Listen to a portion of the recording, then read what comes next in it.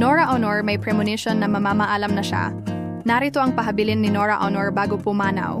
Ibinahagi ng biological son ng pumanaw na National Artist for Film and Broadcast Arts at superstar Nora Aunor na si Ian De Leon na tila naramdaman na raw ng ina ang mangyayari sa kanya bago siya tuluyang sumakabilang buhay noong Miyerkules Santo ng gabi, Abril 16, 2025. Sa panayam kay Ian ng 24 oras ng GMA Network, isiniwalat ni Ian kung ano ang huling chat message sa kanya ng ina bago siya tuluyang magpaalam sa mundo.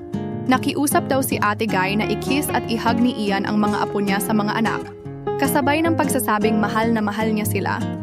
Anak, pakihalik mo ako sa mga apo ko. Hug mo ko sa kanila.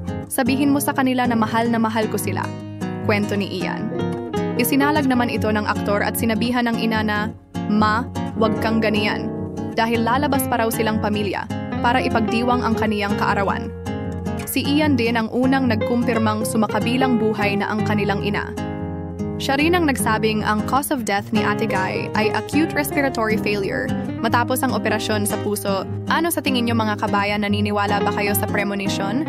Hanggang dito na lang. Kung nagustuhan niyo ang aking video, huwag kalimutan mag-subscribe and turn on all notification para lagi kang updated sa mga bago kong video. Maraming salamat sa panunood. Hanggang sa muli.